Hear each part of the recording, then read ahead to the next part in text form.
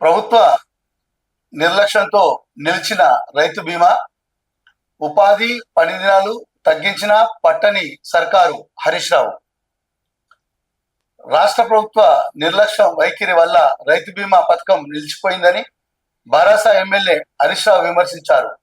బీమా అందక పలు కుటుంబాలు తీవ్ర ఇబ్బందులను ఎదుర్కొంటున్నాయని ఆయన ఆవేదన వ్యక్తం చేశారు.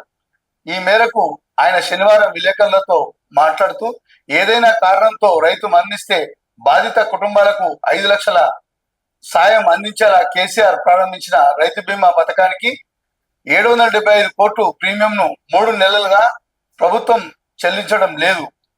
దీంతో రాష్ట్రంలోని 100కు పైగా కుటుంబాలకు సాయం నిలిచిపోయింది అనేటువంటి ఈ యొక్క రైతు బీమా అందట్లేదని చెప్పేసి హరీష్ రావు చెప్తున్న మాటల సందర్భంగా అధికారుల వివరణ మాత్రం గతంలో పాస్ పుస్తకాలు తీసుకొని మరి దరఖాస్తు చేసుకున్న వారందరికీ కూడా ఈ యొక్క రైతు బీమా అమలు అవుతుంది అనేటువంటిది అధికారుల యొక్క సమాచారం.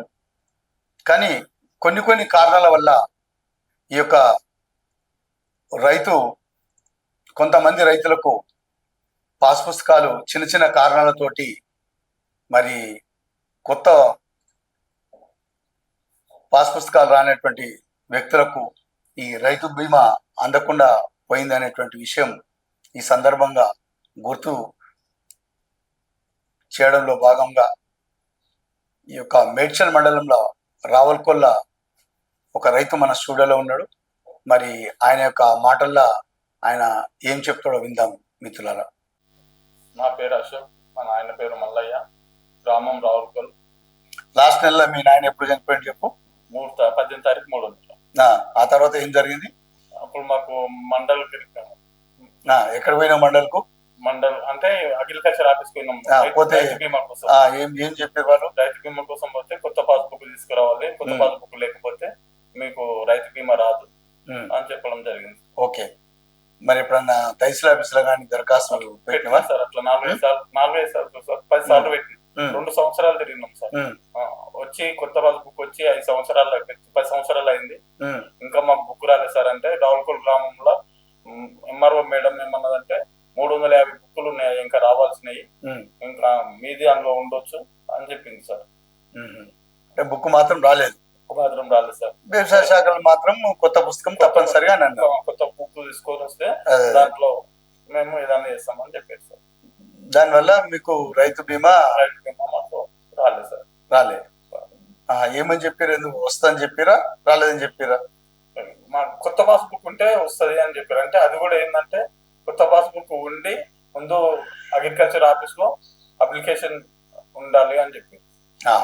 ఓకే, అయితే ఒకసారి అట్లే మిత్రులారా, ఈ యొక్క రైతు విషయమై నేను సంబంధిత వ్యవసాయ శాఖ ఏడీ గారితోని ఏవో గారితోని మాట్లాడడం జరిగింది. వారు చెప్పినటువంటి విషయం ఏంటంటే, రైతు చనిపోయినప్పటికీ మా దగ్గర ముందుగా దరఖాస్తు ఫారం నింపి ఉండాలి, ఉన్నట్లయితే తప్పకుండా మేము ఆ యొక్క వ్యక్తికి పరిహారం తప్పకుండా అందించడానికి వీలైతుందని చెప్పారు. అయితే ఇక్కడ జరిగినటువంటి లోపం ఏంటంటే, వీరి యొక్క సమస్య ఎక్కడుందంటే, గతంలో ఈ యొక్క కొత్త పాస్ పుస్తకం బుక్ గురించి చాలాసార్లు మరి తహసీల్ ఆఫీస్లో తిరిగినటువంటి రికార్డులు అయితే ఉన్నాయి. కానీ అక్కడ చిన్న నేమ్ కరెక్షన్ తోని ఈ యొక్క రైతుకు కొత్త పాస్ బుక్ అందలేకపోయింది. అందు గురించి అని చెప్పేసి మరి ఈ యొక్క రైతు బీమా రాలేదని చెప్పేసి ఈ సందర్భంగా చెప్పవచ్చు మిత్రులారా. మరి ఆఫీసర్లు అంటే వ్యవసాయ శాఖ అధికారులు మాత్రం నిర్దిష్టంగా చెప్పినటువంటి విషయం ఏంటంటే, ప్రతి వ్యక్తి ముందు అప్లై చేసుకొని ఉండాలి, తప్పకుండా 100% మా దగ్గర ఎలాంటి